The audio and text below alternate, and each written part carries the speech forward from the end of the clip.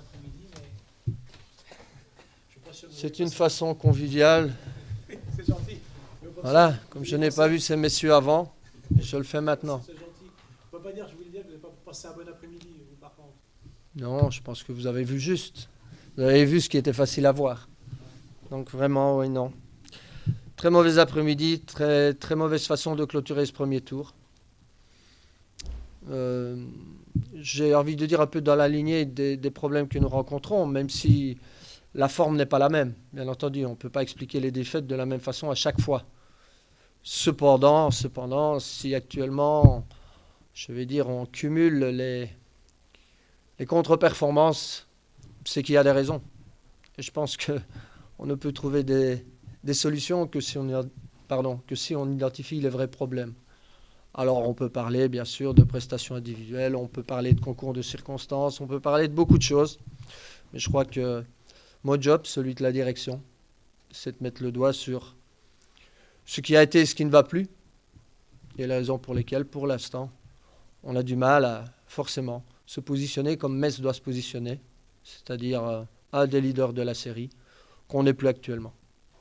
Bien sûr, assurément un problème psychologique, quand même, sur un manque de confiance.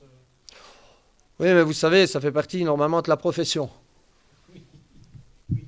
Quand on est joueur professionnel, voilà, on ne connaît pas que des bons moments. On est sûr d'une chose, c'est que ces bons moments, normalement, si on les cherche vraiment, on finit toujours par les retrouver. Voilà.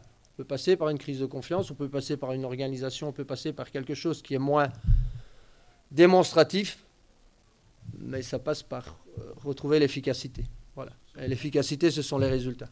Sur les temps, au niveau du scénario, c'est le pire que vous ayez. Enfin, pour débuter, c'est pire. Oui, encore une fois, je vais pas me prononcer parce que d'où je suis, je ne peux pas dire s'il y a...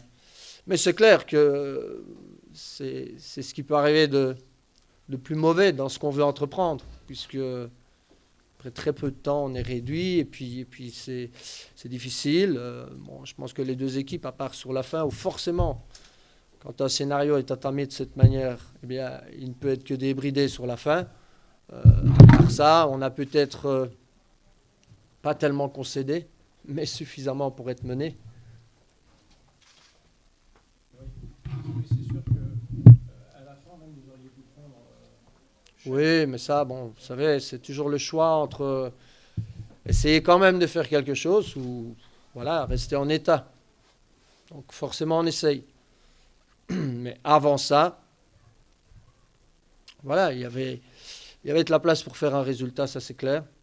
Mais comme vous dites très bien, voilà, les choses ont tourné voilà, de la mauvaise façon et il fallait espérer à ce moment-là une situation heureuse pour nous permettre de recoller au score. Donc le but est évidemment de ne pas agrandir, je dirais, ce score dès l'entame de la deuxième mi-temps et de pouvoir compter sur une situation ou l'autre. La certitude que vous avez, c'est que la trêve arrive à point. Bien sûr, à condition qu'on utilise la trêve à bon escient, comme je dis. Il faut, je pense, remettre tout à plat et forcément évoquer à la fois le bon début et puis la période de turbulence qu'on connaît actuellement pour se remettre en selle dans un championnat qui en est finalement qu'à sa moitié. Donc je crois qu'il est toujours forcément possible d'atteindre nos objectifs, mais je le répète, à condition 1, de trouver les problèmes, forcément, étape numéro 2, les solutions, et concrétiser ces solutions. Voilà. Et selon vous, comme ça, qu'est-ce qui va plus? Pourquoi ça tourne plus rond?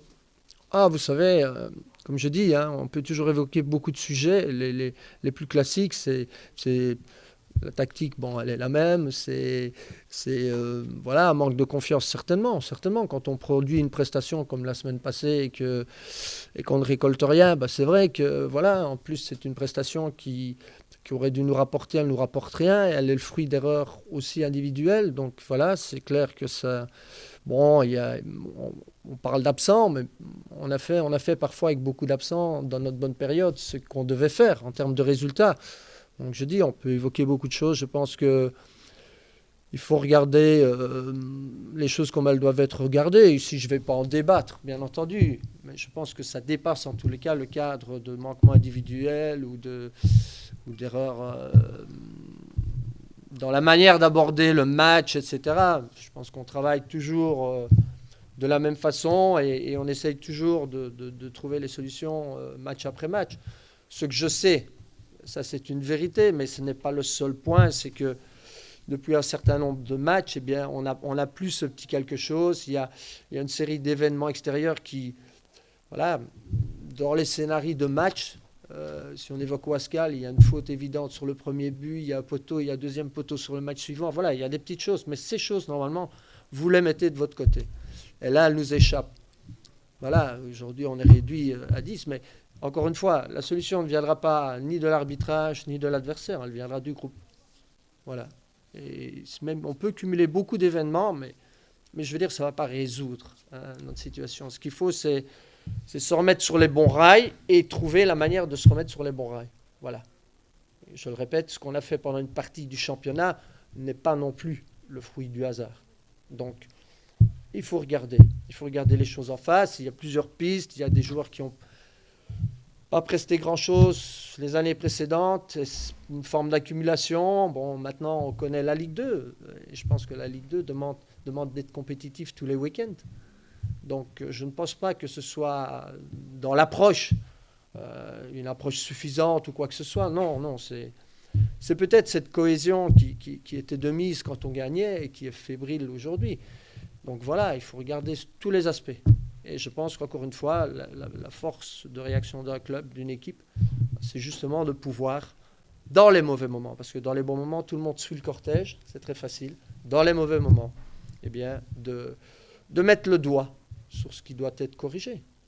Voilà. Okay. Je préfère vous parler comme ça à mi-saison que fin de saison, bien entendu. Merci beaucoup en tout cas. Je vous en prie. Oui, on donne une semaine, donc on reprend le 28. Oui. Matin, après-midi début d'après-midi. Merci beaucoup en tout cas. Je vous en prie. Bonsoir. Il manque quelqu'un? Il manque...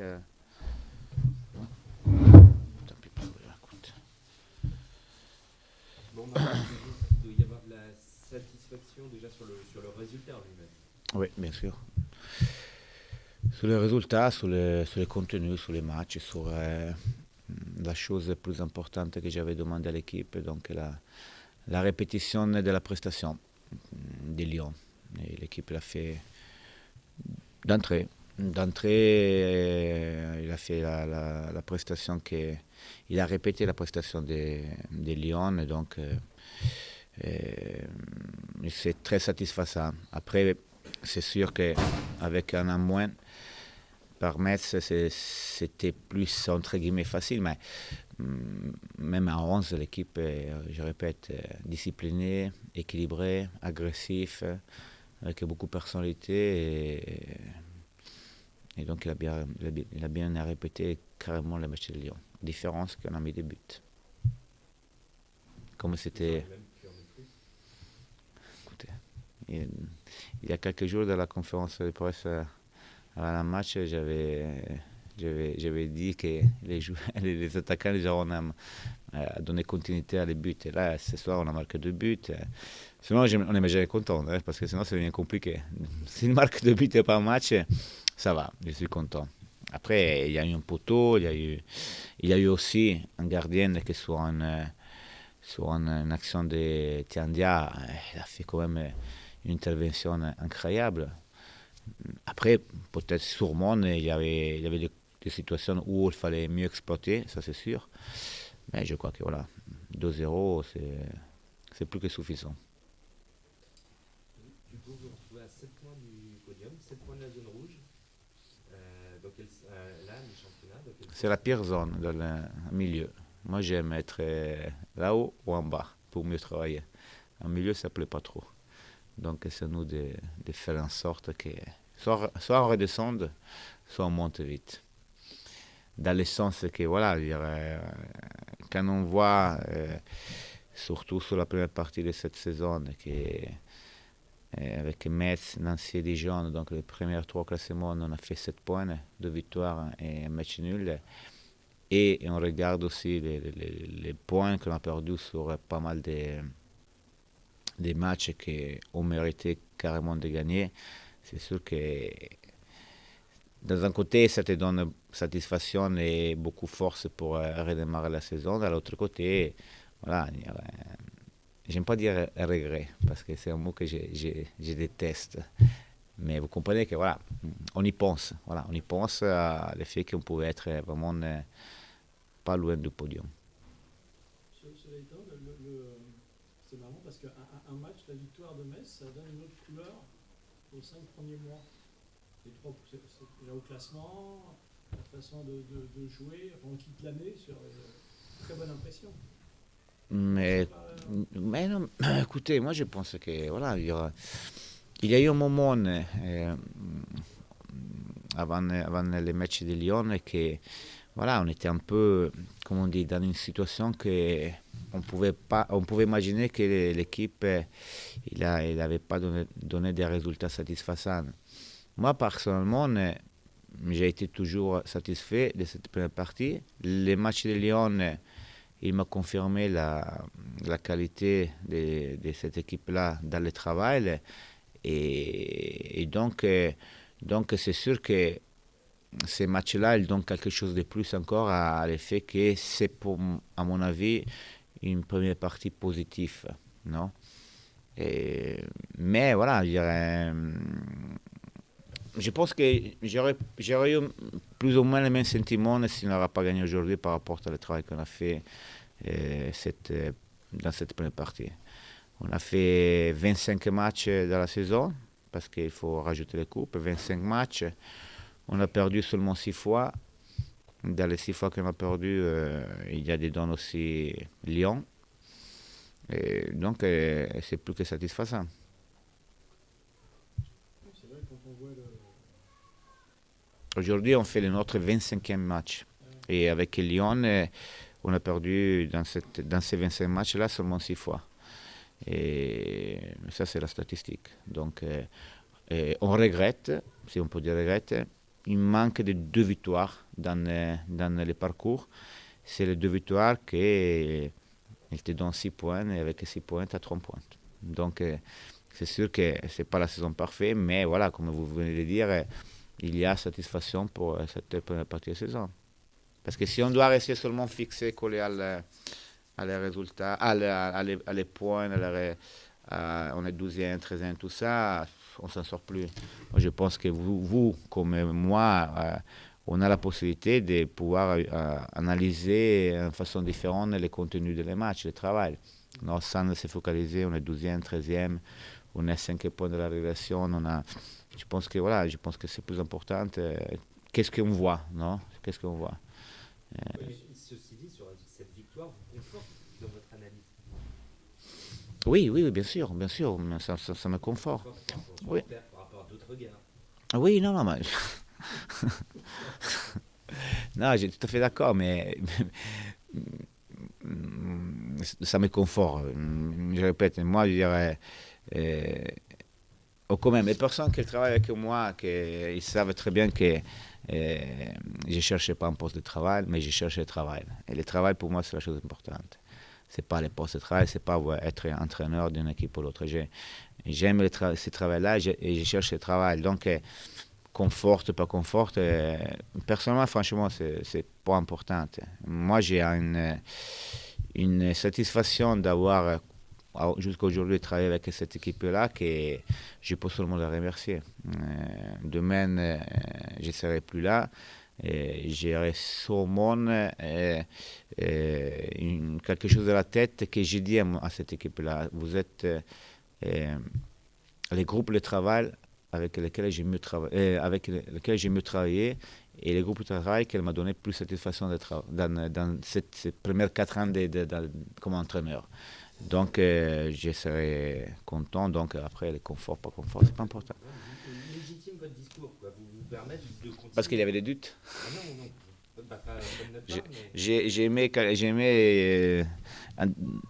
dans tous les articles que vous avez faits, j'ai aimé un en particulier, un titre, que ça représente un peu le travail qu'on a fait jusqu'à là, la cohérence. Non? La cohérence, même quand tu es déstabilisé, même quand les idées sont différentes, voilà, de croire dans le travail qu'on fait, aller vers l'avant avec les projets qu'on a commencé à construire avec cette équipe-là et garder la cohérence des choses.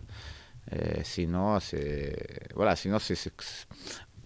pour notre façon de comment on a travaillé cette année, si on commence à entrer dans l'incohérence, après, c'est difficile. Voilà.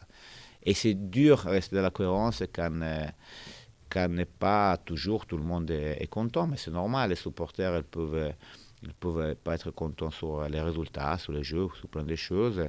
Les dirigeants, il y a quelques joueurs qui ne jouent pas, mais ça c'est normal. Mais je pense que voilà, on peut bien coller l'objectif de cohérence à cette équipe et à cette première partie de saison, je crois. Ce qu'il y a, c'est que les points pris toute la saison, dans le 24, le contenu des derniers matchs, la victoire contre Metz, là, ça te permet quand même de reprendre en janvier, ou du moins fin décembre, de bonne façon, de bonne manière. Quoi. Je veux dire, oui, non, mais c'est sûr que... cohérent, c'est réconfortant. Non, c'est sûr que c'est plus facile de faire revenir l'équipe le 28, Oui. les faire travailler jusqu'à les 31 et les premières après-midi avec un résultat comme ça, c'est sûr qu'ils donnent quand même un peu de force à un programme embêtant pour eux, pour tout le monde, parce que c'est les fêtes, mais qui nous oblige de se préparer le 3 janvier pour un match important, que c'est Lorient. Il y a un match aussi important derrière aussi, pour préparer. Ah oui, après, bien sûr, on enchaîne Paris, mais c'est sûr. Après, voilà, on passe de l'autre côté et on commence à fixer et voir plus ou moins les objectifs sur lesquels on doit arriver. Donc, vite fait, voilà, à l'objectif du maintien, parce que ça, c'est bien sûr la chose la plus importante, et voir après si on peut faire quelque chose d'autre. Donc là, maintenant, on commence à entrer dans la période, dès qu'on revient, la période importante. Voilà. Justement, cette période-là, c'est aussi la période du mercato de janvier. Ouais. Vous ne craignez pas que ça perturbe cette cohérence, justement? Non, moi je suis comment dire, lucide sur les faits, mais ça, c'est quelque chose que je savais même au début de la saison, quand on a commencé à construire l'équipe, on savait très bien qu'on serait arrivé à les mois de décembre, n'importe lequel classement, que pour les difficultés économiques du club, on aura dû comment penser d'arriver à vendre des joueurs. Après, pour vendre des joueurs, il faut qu'il y ait des demandes, parce qu'on ne peut pas non plus faire partir les joueurs et faire des cadeaux. Donc ça, c'est quelque chose qu'on pouvait savoir. Je ne pense pas que ça enlève de la cohérence sur le projet, ou quand même sur la deuxième partie du championnat, parce que voilà, on était préparé, on le savait, et si ça va arriver, chose que c'est pas sûr, hein, ça c'est les choses que j'entends dire et qu'elles peuvent effectivement arriver, et je pense qu'on est préparé sur ça. J'ai un groupe assez important. Il y a presque tous les postes doublés. Donc voilà, je crois que les solutions, on pourrait les trouver sans problème déjà à la maison. C'est bon? Merci à vous. Bonne fête, hein? Bonne fête, bon Natal. Il ne faut pas trop manger.